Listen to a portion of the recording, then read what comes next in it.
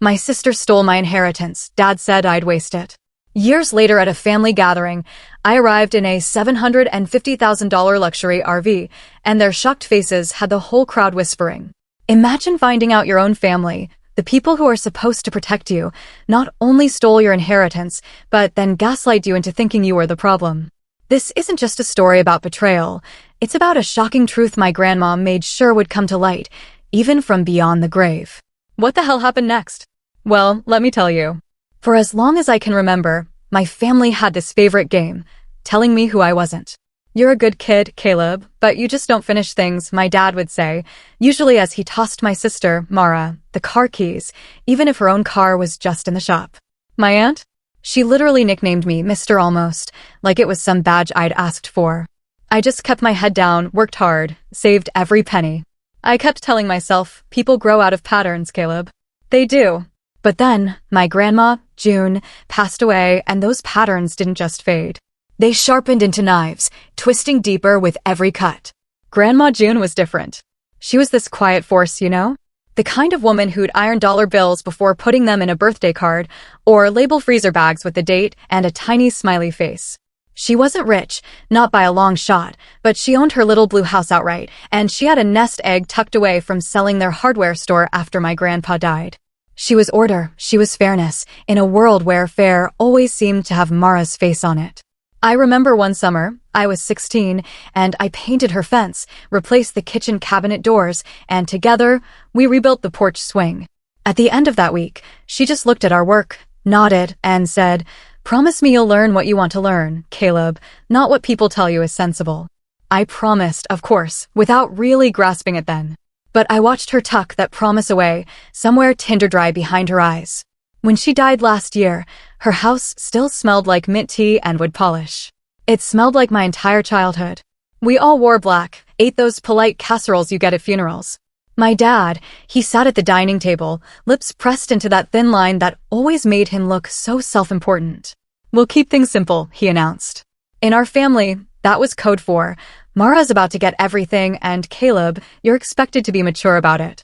Honestly, I had no expectations. I just wanted to sit in her living room, my back against the cool plaster, and just remember the woman who called me my study. The will reading, man, that felt like a play. The lawyer, this mild-mannered guy who looked like he was playing a lawyer, cleared his throat, and suddenly the air in the room just tightened. My aunt clasped her pearls, my dad practically levitated in his chair, and Mara? She had this quiet smile, but it didn't quite reach her eyes. Then the lawyer started talking, and he said it. Grandma June left the house and the majority of her savings to me. A ripple of shock, low and stunned, ran through the room. I could hear my own breathing, loud in my ears, like a roar. The lawyer kept going, rattling off percentages and smaller bequests for other grandkids, but all I could see was that porch swing and the way the sun cut stripes across the floor. My dad's hand found my shoulder, squeezed, and then he let out this single, empty laugh. "Caleb, that's unexpected," he said, way too carefully. Mara just stared, like I'd shown up to a black tie event in a clown suit. And my aunt? "June did love your handyman efforts," she trilled, as if her saying love somehow tainted Grandma's decision, making it less legitimate. What happened next felt like a magician's trick, you know. Like you're watching one hand, but the real work is happening with the other. It started with these little, innocent-sounding conversations. My dad called, "Son, we need to figure out taxes. You don't want a surprise bill." Then Mara texted, "Congrats. You should come by, let's make a plan for renovations." The lawyer even invited us back, just to ensure clarity. Suddenly, there were all these documents to streamline probate. Every page came with a soft assurance, "Oh, you wouldn't understand this yet, Caleb, but we do. We'll manage it for a while, and then you can take over," Dad said, sliding a stack across the table with a smile that was supposed to be comforting. Better to have a single point of contact until things settle. I wish I could tell you I read every single page like a hawk, that I protected myself perfectly. I wish I had the spine, the knowledge, the guts I have now. But I didn't. I glanced, I skimmed. I asked questions, and they were answered with jargon and dismissive nods. "It's standard," the lawyer said. "It just allows the estate to be administered smoothly." Dad tapped a line with a pen. "Sign here, bud. It's just procedural." 2 weeks. 2 weeks later, I was at work, scrolling through my phone, when I saw Mara's post, a photo of her in front of Grandma's blue house, holding a key, captioned, "New chapter." My stomach went cold. Instantly. I drove over, my heart pounding in that breathless, suffocating way you feel when you've run a marathon but haven't moved an inch. The curtains were different. A shiny new SUV sat in the driveway. I tried my key, it didn't fit. Mara opened the door, her voice syrupy with this fake concern. "Caleb," she said, "didn't Dad explain? We converted the title to simplify things. It's in my name temporarily, so we can refinance for big repairs. You're not upset, are you?" I looked past her, into the hallway, where a framed cross-stitch Grandma had made now hung crooked. "Temporarily?" I repeated, the word tasting like ash. "Don't make this a thing," she snapped, her smile fixed like a sticker. "You've always been kind of impulsive. Dad said you'd panic. You'll thank us when it's all updated and worth more. You wouldn't have known what to do with it anyway." That line. You wouldn't have known what to do with it anyway. It found a small, sharp place inside me and just lodged there. I called the lawyer. He was all apologies, no solutions. "Your father requested this structure. You signed the authorization. Mara has been designated as the executive for efficiency." That word, efficiency, kept coming up, like I was the slow, cumbersome part that needed to be bypassed. When I brought it up to Dad, he didn't even look ashamed. "You would have wasted it, Caleb," he said, turning back to a game on the TV. "You buy gadgets and then get bored. Mara has a plan. Besides, we're your family. It's all the same pocket." "I didn't give you my pocket," I said. He just turned the volume up a notch, like our conversation was some annoying draft he could simply drown out.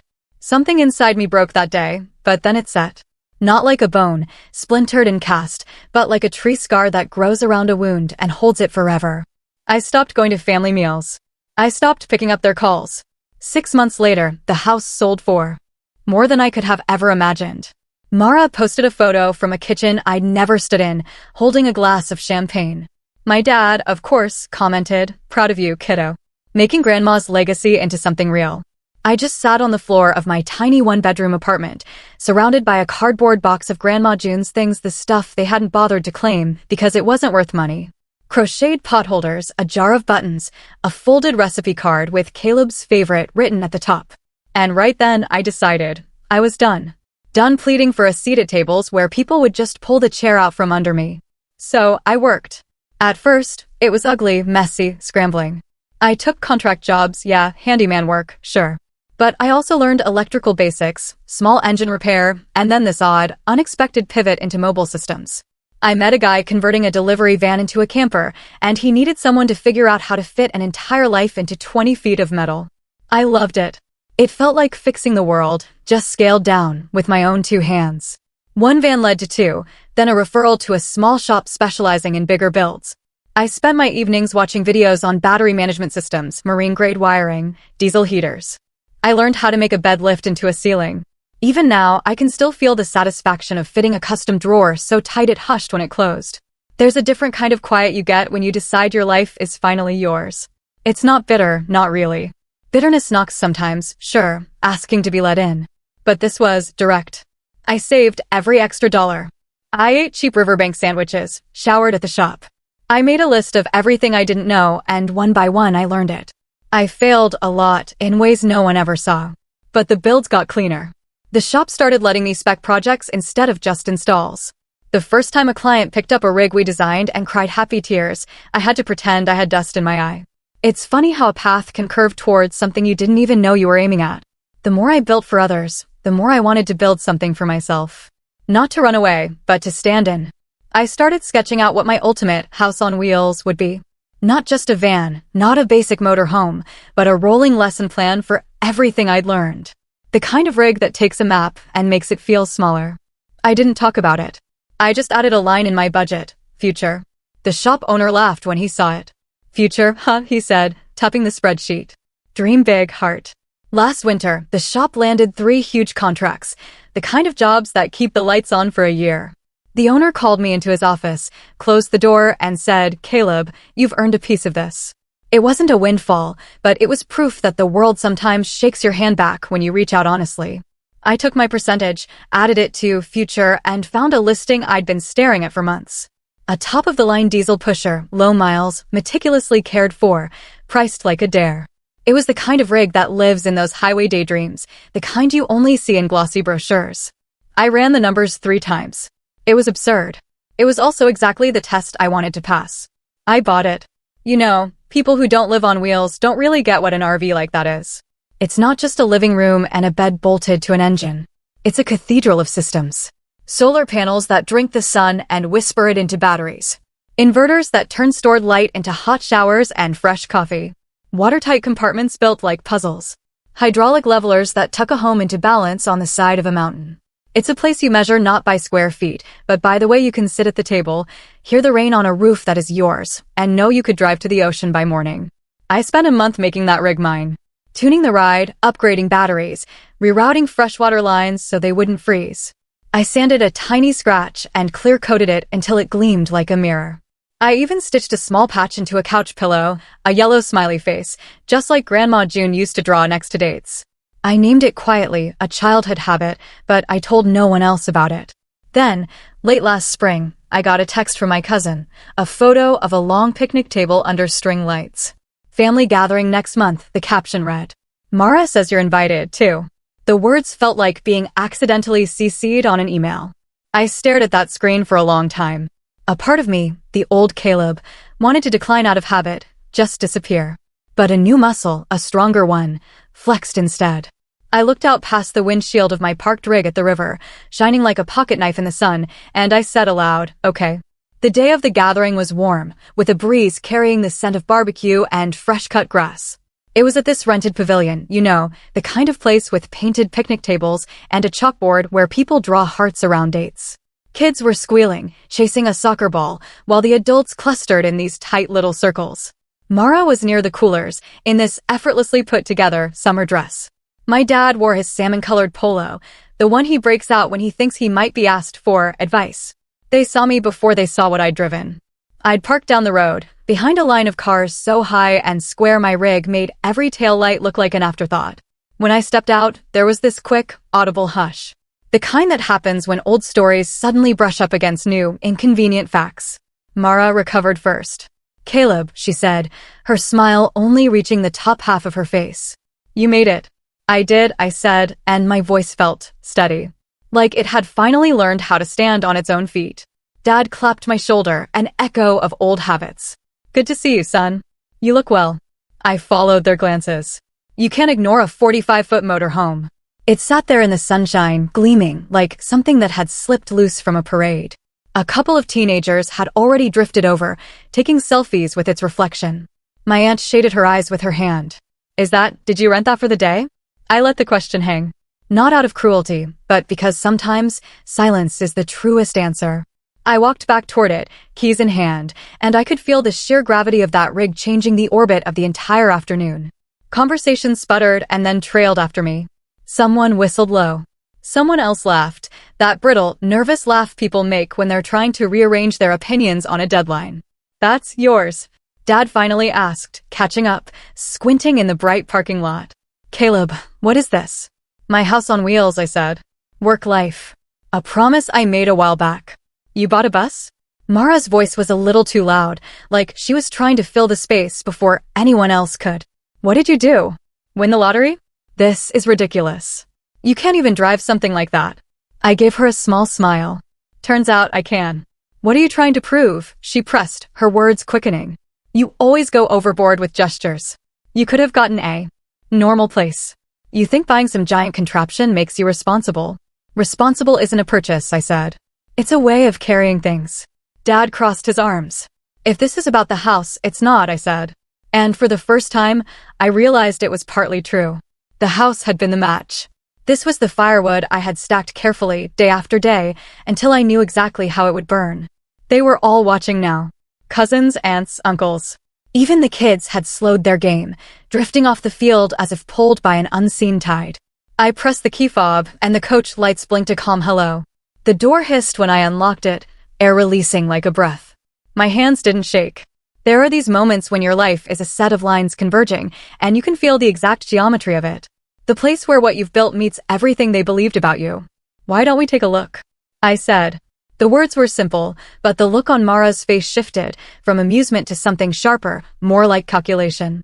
She glanced at Dad, and they both started forward, their curiosity now eclipsing their skepticism. You could feel the whole family leaning in, whispering like the air itself was made of questions. I reached up, pulled the handle, and opened the door to my home. The stairs folded down with a soft hydraulic thrum.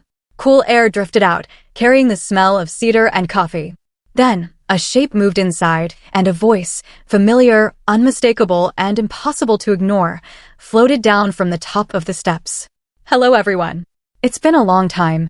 That voice, coming from inside my rig, just pulled time tight like a drawstring. I knew it the way you know a song you grew up hearing on Sunday mornings without remembering when you learned it. Mara's step faltered. My dad's chin tilted, that way it does when he's trying to decide whether to smile or scold. I stepped aside as the door finished its hiss, and there she was, at the top of the stairs, Evelyn Hart.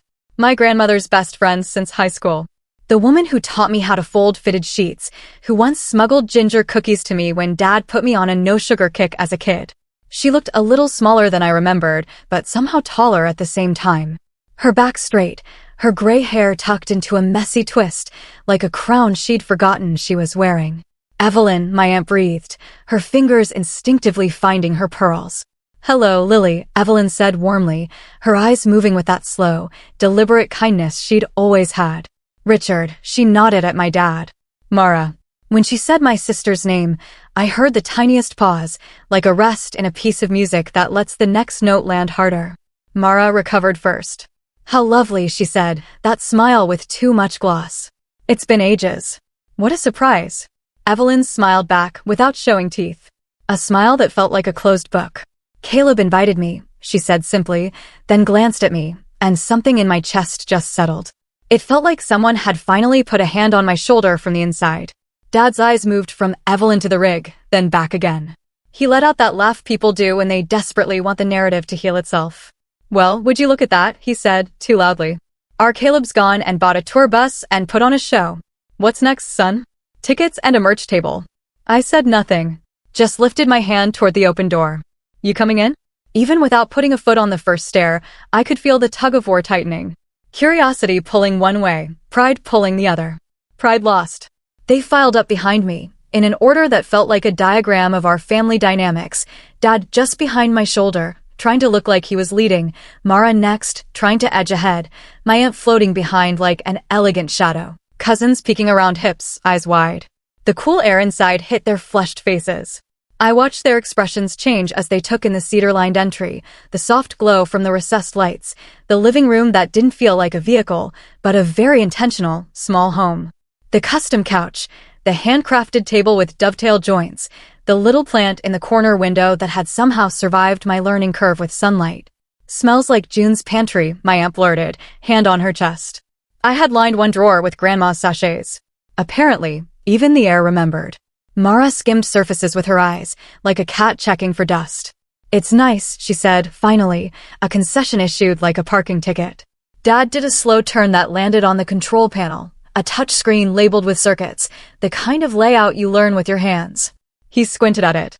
"What do you need all this for?" he asked, then answered himself. "Overcomplicated. You always do this, Caleb. You make everything a project." "Projects turn into skills," I said. "Skills turn into choices." I didn't add that some people prefer their choices made for them. Evelyn eased onto the end of the couch as if it was her living room, which, if I'm being honest about the old physics of our family, made it so. She patted the cushion beside her. "Sit, honey," she said, and I did. She reached for the small bag at her feet. A square of dark blue canvas, frayed handles, and a stitched patch in the corner, a yellow smiley face. She caught my look and winked. "Found this in my closet.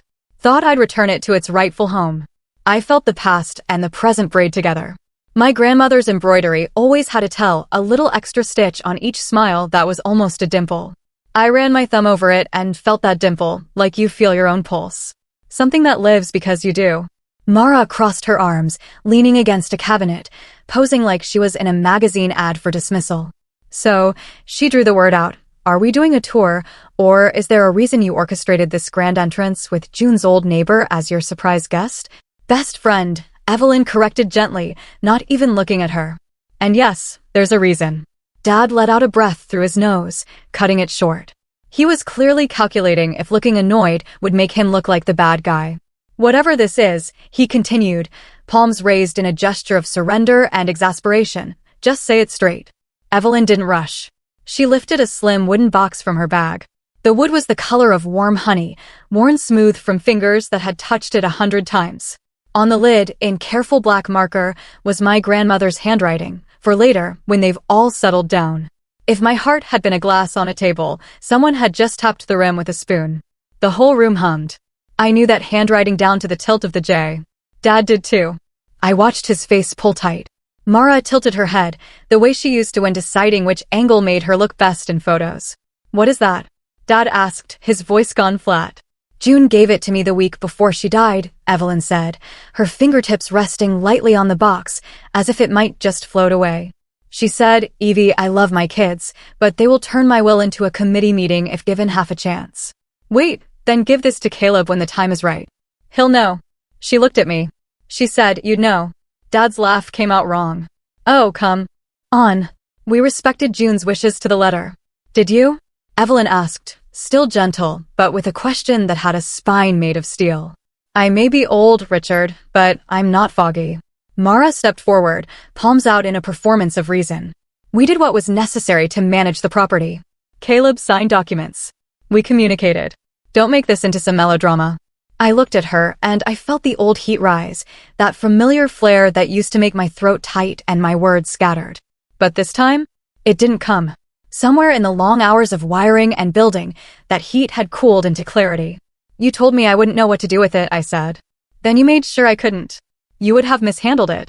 Mara snapped, before she could help herself. Then, catching the sound of her own voice, she forced herself to soften it. You were overwhelmed. We helped. I asked you to stop, I said.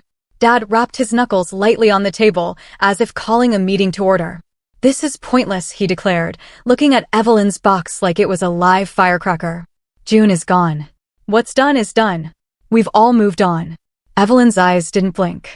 Speak for yourself, she said. And, for a breath, the room belonged to her again, the way kitchens used to when she and June were in them, drinking tea and deciding how to fix things that men had complicated. Open it, my cousin whispered from the doorway, then clapped a hand over her mouth like she hadn't meant to say anything. I slid my finger under the lid and felt a tiny catch. The lock was nothing fancy, just a little latch twisted sideways. I hesitated. Not because I didn't want to know, but because I did. The version of me from a year ago would have opened it like a guilty kid opening a gift. The version of me who had rewired a battery bank twice because I didn't like the sound of the inverter fan? That me opened the latch and lifted the lid with care. Inside, nestled in tissue paper that had gone soft with handling, lay two things, a flat gray USB drive with a label on masking tape that said, "Play me together," and a sealed envelope, addressed in that same careful hand, to my study. I didn't touch either for a full breath. Something pressed behind my ribs, big and tender. I looked up, and for once, everyone waited. No one spoke. The rig hummed quietly around us, the air conditioner a low, attentive sigh. Let's see what she wanted, I said, and even Mara didn't argue with the grammar of that. I slid the USB into the media port under the TV. The screen woke up, a black mirror into which they all leaned. For a second, I saw us reflected there, a whole family, arranged by habit and hurt, in a space that didn't know their rules yet. I selected the only file on the drive. A video, labeled simply, "Hello, Caleb." Dad cleared his throat, his voice careful now, like a man negotiating with a dog he isn't sure will bite. If this is a private note, maybe we should. It says, "Play me together," I said. Together means together. Evelyn's head tilted, like she was listening to something I couldn't hear. She was very clear about that part, she murmured. The screen flickered from black to light, then resolved into my grandmother's face. Not the fragile face from her last week, but the June who taught me how to fix a hinge with 3 different screws, because the door needs to remember how to behave.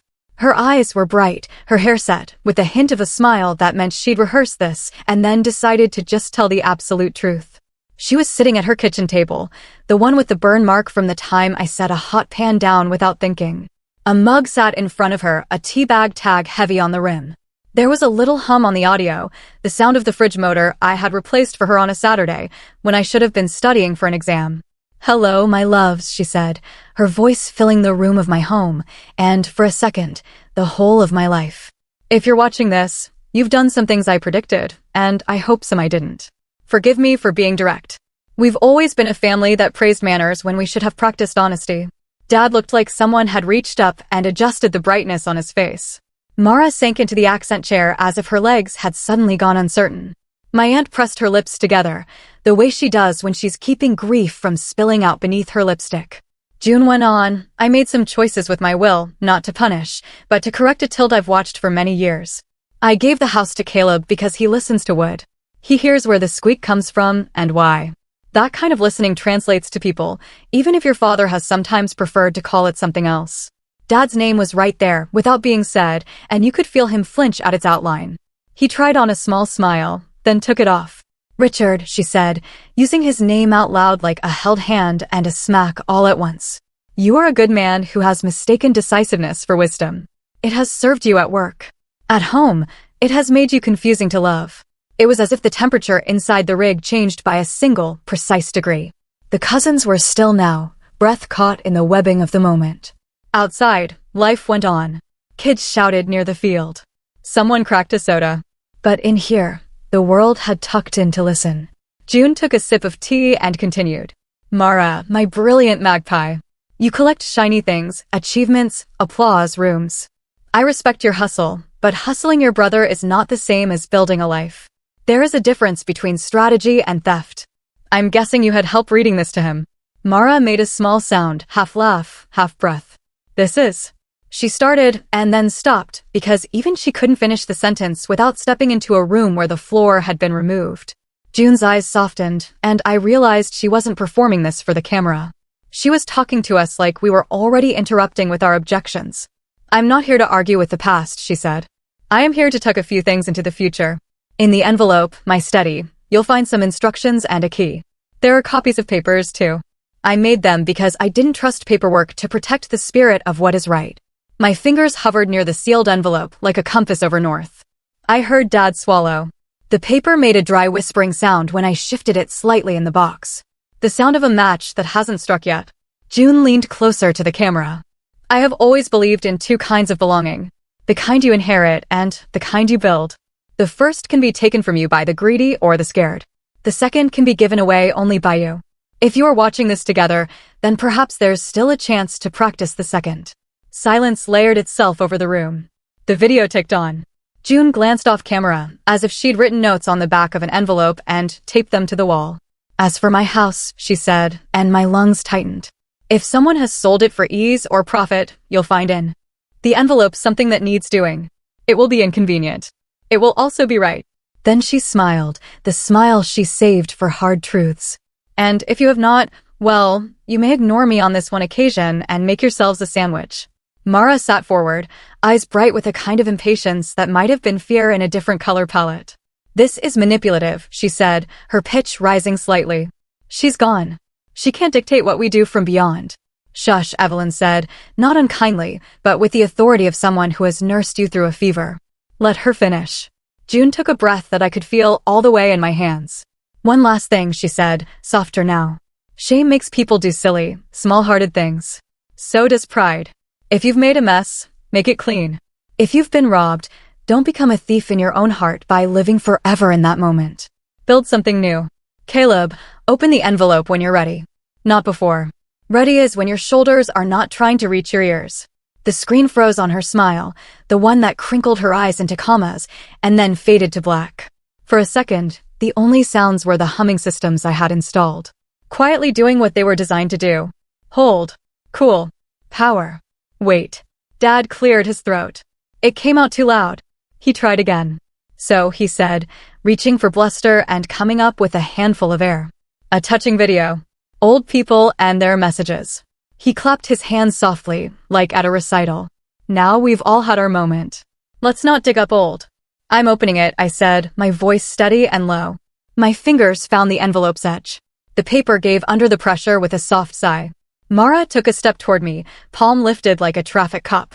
Caleb, don't be dramatic. Whatever she put in there it's sentimental. It'll just make you spiral back into the past. We don't need more theatrics. I need the truth, I said. You can step outside if it makes you uncomfortable. Dad's mouth tightened. Don't you dare talk to your sister like someone who stole from me?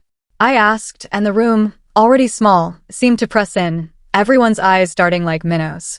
I wasn't shouting. I didn't need to. It felt like when you finally get a stubborn bolt loose and realize all you had to do was apply the right pressure in the right direction. I slid my finger under the flap and lifted. Inside were several thin sheets of paper, carefully clipped. Copies of the original will pages concerning the house. A handwritten addendum Grandma June had apparently discussed with another attorney, one who had stamped it received, but, for some reason, never filed it. And an index card with a list of dates and names. At the bottom of the stack was a small brass key, taped to a square of cardboard. On it, in marker, one word, pantry. My Aunt, Lily, let out a noise that might have been a gasp or a laugh. "Oh, June," she whispered, half in awe, half in resignation. "Of course." Evelyn nodded slowly, eyes glistening. "She always hid important things in unimportant places," she said. "Told me once, if I ever go missing, check behind the cinnamon." Mara's color rose high on her cheeks. "This is absurd. The house is sold. There is no pantry. What do you think you're going to do, Caleb? Break into a stranger's kitchen and look behind their spices? We handled what needed handling. You need to stop trying to." She broke off because I had pulled free another paper clipped to the back, a letter addressed to a name I didn't recognize, the current owner of the blue house. With a note in June's handwriting, "If this ever finds you, please call my grandson." It included a number. Not my old one, but the shop landline. Evelyn must have given it to her. Written beneath, in Evelyn's looping script, "We spoke, dear. She is kind." A hum started up in my veins, like a generator coming online. The dates on the index card were more recent than I expected. Evelyn's two neat checkmarks next to the word copy told me she'd already tried to secure something that used to be mine, not about taking anything back, but about making something whole. Dad's voice found steel. "Caleb," he said, pointing a finger at the papers like they were misbehaving children. "Whatever tricks June left for you to play were sentimental at best and meddling at worst. The estate was settled. We did nothing wrong. If you try to reopen, I'm not reopening a case," I said, surprising myself with how firm it sounded. "I'm opening a door." Mara laughed, the sound brittle enough to break. "With a key to a pantry that no longer exists? Listen to yourself." Evelyn stood. Not tall, but somehow towering. "Mara," she said softly, "sometimes when people say no longer exists, what they mean is no longer under my control. Those are different." There was a rustle near the doorway. Two of my cousins had slipped inside fully now, shoulders pressed together, eyes bright like they were front row at a story they'd waited to hear their whole lives. Outside, I could see through the windshield a handful of relatives hovering near the line of cars, trying to be casual while very much not being casual at all. I looked down at the papers again, then back up at the faces I knew better than my own when I closed my eyes. Dad with his jaw set to stubborn. Mara with her eyebrows arched forward. My aunt with her chin tilted back to keep tears from falling.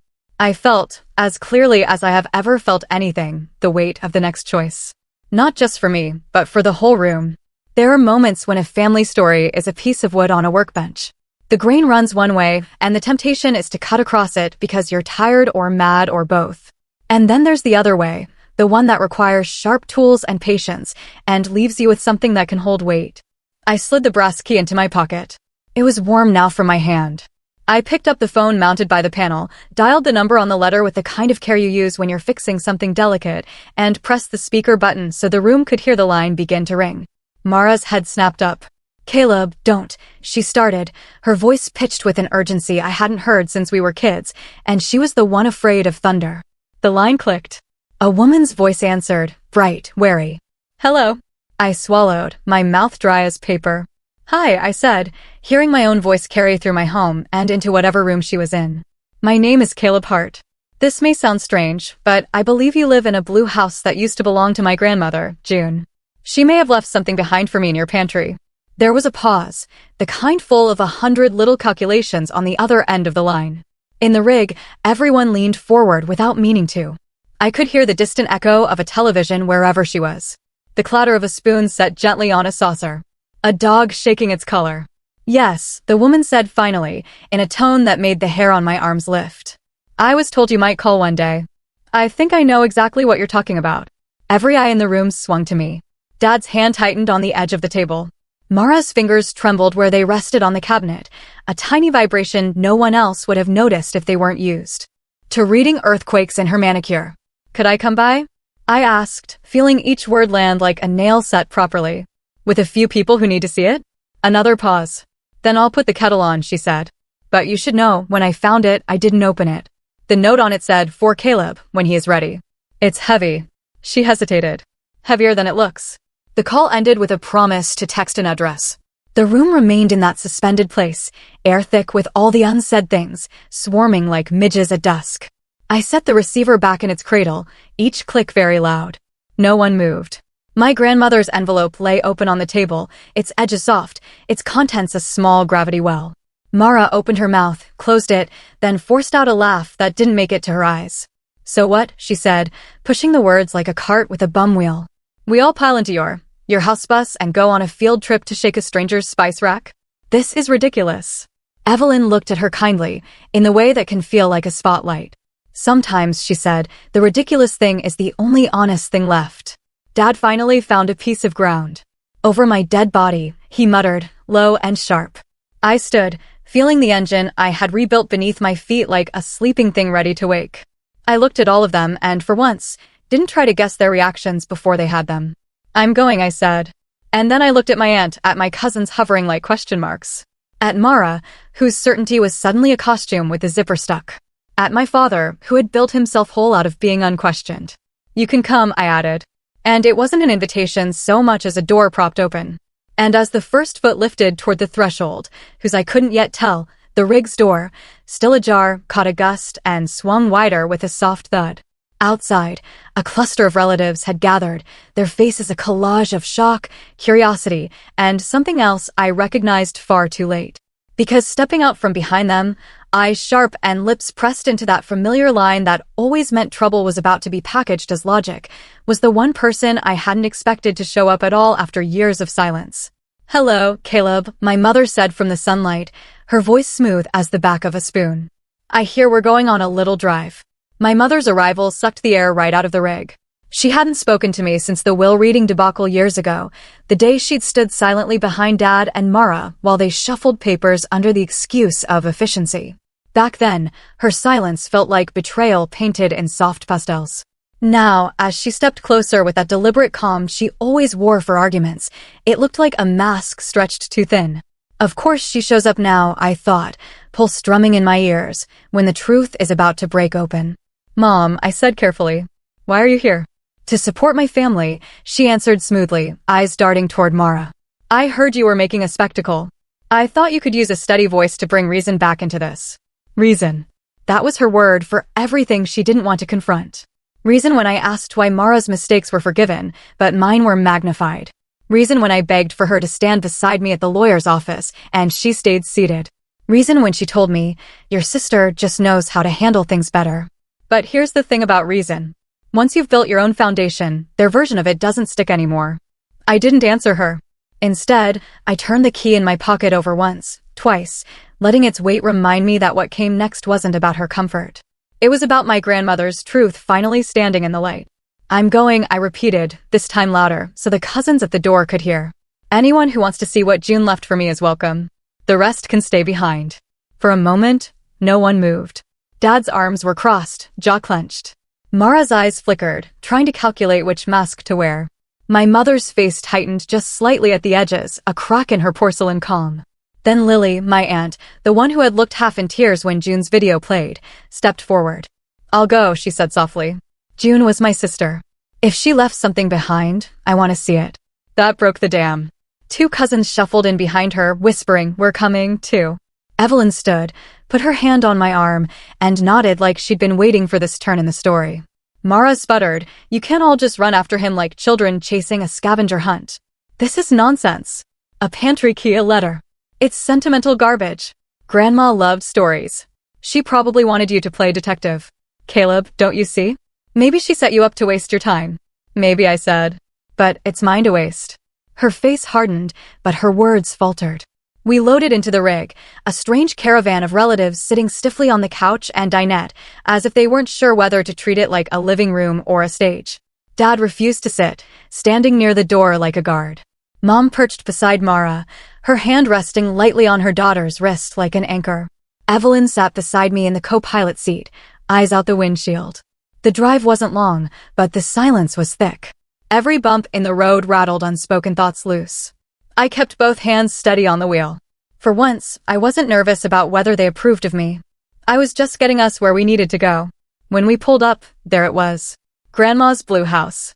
Painted a lighter shade now, curtains changed, but still standing with its quiet dignity. The new owner, a woman in her 40s with kind eyes, stood on the porch holding a mug of tea, as if she'd been waiting. "You must be Caleb," she said when I approached. "I'm Nora. Come in." The family spilled out behind me, a mismatched trail of suspicion and curiosity. Inside, the house looked different. Modern furniture, new appliances, but the bones were still there. My chest tightened when I saw the spot where the porch swing used to hang. Nora led us straight to the kitchen. "When I moved in, I found a board in the pantry that looked out of place," she said, opening the narrow door. Behind it, there was a small safe. The note taped to it said, "Only one person should open it, Caleb Hart." So, I left it alone until today. My hand shook slightly as I slid the brass key into the lock. It turned smoothly, like it had been waiting years for this moment. The safe door clicked open, and inside sat another wooden box. This one larger, heavier. Taped across the top was a final note in Grandma's hand. "Caleb, this belongs to you. Don't let anyone tell you otherwise." I lifted it out carefully and placed it on the counter. Everyone leaned closer. I opened the lid. Inside were 3 neat bundles of cash, a stack of savings bonds, and a folder thick with documents. On top was a letter. I unfolded it. "My study," it began. "By now, you know how your father and sister operate. I didn't hide this because I didn't trust you. I hid it because I didn't trust them. This is the remainder of my savings." The part 1 refused to let slip through the cracks of paperwork. "It is yours, not for houses or cars, but for freedom. Build something that cannot be stolen. Your own life. And when you feel the urge to doubt yourself, remember this. Of all my grandchildren, you are the one who listens. Listening is rarer than people think. Never stop." The words blurred through my tears, but the room had gone utterly silent. Dad's face had drained of color. She concealed assets," he muttered, as if trying to reframe the discovery into legal jargon that made it less human. "She protected them," Evelyn corrected, her voice sharp for once. She knew exactly what she was doing. Mara stepped forward, her eyes starting to the bundles of cash. "Caleb, be reasonable," she said, her voice low and urgent. "This should be split. It was meant for the family, for all of us. You don't want to cause more division, do you?" I folded the letter carefully and slipped it back into the folder. "No," I said. "I want to end the division, and that means honoring what Grandma actually wanted, not what you say she would have wanted." Mom finally spoke, her voice brittle. "Don't do this, Caleb. You'll regret making us enemies." I turned to her, feeling years of swallowed words rise in my throat. "You made that choice the day you stood silent while they took what wasn't theirs. I don't need enemies, Mom. I need honesty. And for once in this family, I have it." The room held its breath. Dad opened his mouth, then shut it again. Mara's hands clenched, her mask slipping to reveal a flash of raw anger. But around us, cousins nodded. My aunt dabbed at her eyes. And Evelyn smiled softly. The kind of smile that says she'd be proud. I closed the safe, locked it again, and pocketed the key. Not because I didn't trust Nora, but because I knew I'd earned this moment. When we walked out of the house, the sunlight felt different, like it had been filtered through the truth. I climbed back into my rig, the folder tucked safely under my arm. The others followed, quieter now, each of them rearranging the story they'd told themselves for years. Before I started the engine, I looked back at them. "This isn't about money," I said. "It never was. It's about respect, and I'm done asking for it. From now on, you either give it freely or you don't get me at all." No one argued. For once, they just listened. I turned the key and the engine purred to life. As we pulled away from the blue house, I caught a glimpse of Mara in the rearview mirror, her face pale, her lips pressed thin. Dad stared out the window, silent. My mother sat rigid, her fingers twisting the hem of her blouse. And me? I felt lighter than I had in years. Because Grandma had been right. Listening is rare. And I had finally listened, not to them, but to her and to myself. That was the day I stopped being the family's afterthought. That was the day the whispers turned into silence. And the silence, finally, belonged to me. And as my $750,000 home on wheels carried us down the road, carrying its silent passengers, I knew one thing with absolute certainty. No one, ever again, would steal my inheritance. Because my true inheritance wasn't just in that box, it was in the freedom and the strength I had built for myself. So, what do you think? If you were in my shoes, after years of being underestimated and then betrayed by your own family, would you have pushed for the truth the way I did? Or would you have just walked away? Let me know in the comments below. I really want to hear your thoughts.